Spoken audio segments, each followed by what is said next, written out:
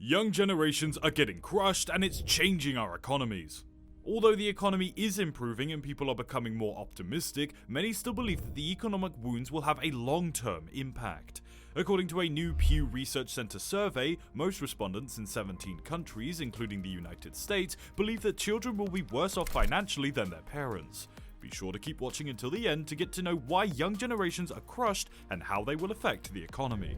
Welcome back to Proactive Investing. Before we begin, please hit that like button and subscribe to Proactive Investing to never miss any of our content about investing and economics. And do give us a thumbs up if you enjoy it. Turn on the bell icon to receive notifications for our upcoming videos. Now, the American ideal of today guarantees success to anybody who shows constant perseverance. Money, however, is not guaranteed reward for hard labor for individuals who reside outside the tightly concentrated bubble of wealth in the United States. In fact, gaining upward social mobility is becoming more challenging than ever. According to Opportunity Insights research, Millennials and Gen Z no longer earn more than their parents. What does this signify for the American goal of wealth accumulation?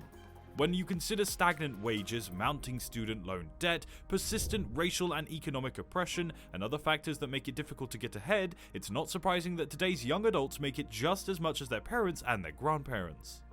Despite the frustrations caused by the economic divide, experts say our individual financial actions and mindsets can be significantly impacted by our current and future quality of life. Why does financial inequality persist? We must first contextualize economic inequality to solve the wealth gap in our lives. Jose A. Quinones is the CEO of San Francisco-based organization Mission Asset Fund, which has spent the last 15 years assisting low-income immigrant communities in building financial security. He emphasizes that generational income disparities in the community he serves are frequently the result of generations of discrimination. Quote, "Whether it's racial, gender, or generational, I often remind people that the wealth gap is the final measure that we use to assess the magnitude of economic or social inequality." End quote. Other intersecting factors such as substance misuse, domestic violence, and mental health issues inhibit social mobility upwards. For Quinones, an essential aspect of breaking down this tyranny is acknowledging the cultural values that many immigrants have about money, even if they are at odds with individualistic ethos of the American dream. Immigrant communities, for example, have a more collaborative concept of wealth, where numerous community members may pool their funds to send a cousin to college or support parents back home. Quote, "You have to keep in mind that people come here to work and sustain themselves, but they're also supporting a family in another country. Our approach is not to lecture people on how to do things in this nation, but to consider how we might help them with their money, and to do it in a dignified and respectful manner." End quote. Mission Asset Fund does not directly discuss the wealth gap with the people that they serve. Still, they are now closing the gap by expanding access to critical financial knowledge traditionally reserved for wealthier gatekeepers, such as opening a checking account, building credit scores, and improving credit reports.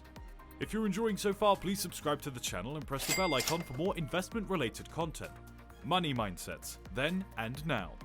In addition to the socio-economic discrimination, Natalie Chaves, CFP, says that influences including inflation, changing lifestyles, and money attitudes make it more difficult for millennials to reach the same quality of life as previous generations. Quote, "It's a lot more expensive now to buy a house and secure a loan. The expense of life has just skyrocketed." End quote. While wages have risen overall over the years, they have not kept in pace with inflation, resulting in wage stagnation. Pension cuts and an uncertain social security landscape exacerbate the gap between then and now. Chaves, who has worked with clients of various ages on personal finance, observes that the most significant difference between millennials and their grandparents is how they feel about money. Quote, "Most of our grandparents and parents grew up in a time where everything revolved on saving. Many of these people were afraid to get into debt or to spend money. The current senior population in America was raised in the aftermath of the Great Depression, which resulted in widespread belief that money should be conserved rather than spent. This aggressive attitude was motivated by the fear of retiring into destitution and worrying about other economic crises." End quote. In contrast, Chaves thinks that social media and pop culture pressures may drive much of millennial financial decision-making, conscious or subconscious. Quote, "Before, success meant owning a home and having children, and that's just not how our world works anymore. It's more about fashion, travel, flexibility, and, houses." End quote. If the past generation saved for an uncertain future, today's young adults may spend lavishly because they don't know what the future holds, and spending lavishly now gives credibility to our lives in difficult times. How to thrive despite the wealth gap.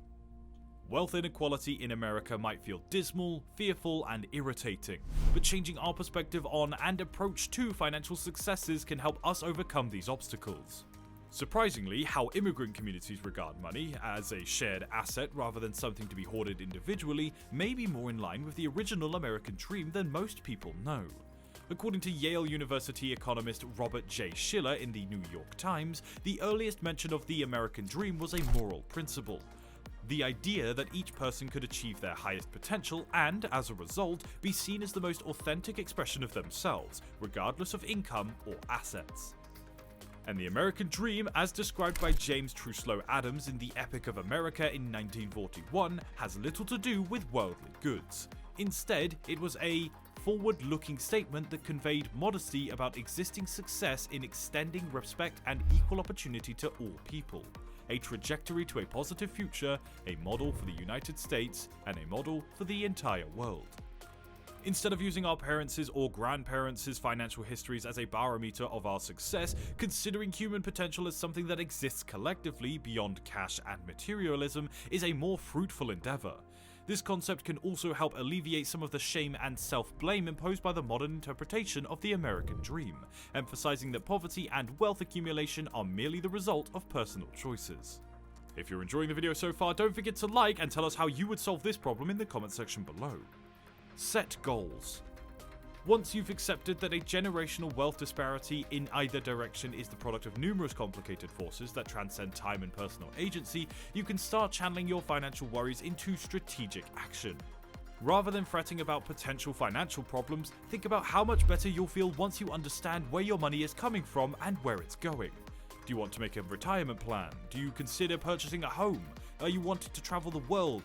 Setting savings objectives, whether large or small, short-term or long-term, can help you realize what you value. While we can never predict the future, unfortunately, Chaves emphasizes that saving objects can help build your sense of personal agency, giving you a better understanding of control over what happens. Quote, income isn't always something that you have control over. However, you do have control over your expenditures. End quote. Even if you encounter setbacks, Chaves suggests viewing your savings account as a personal treasure. Quote, I face so many biases, discrimination, a gender gap, a salary difference, all kinds of challenges. Your savings account will never judge you. It will never discriminate against you. End quote. Create a plan. Chaves then proposes creating a plan to help you achieve your goals. Many people find personal finance scary when unsure of what measures to take. Quote, in many ways, we let fear cripple us, don't we? Alright, we're simply going to experience life right now, we say. We don't look ahead because it's too frightening. End quote.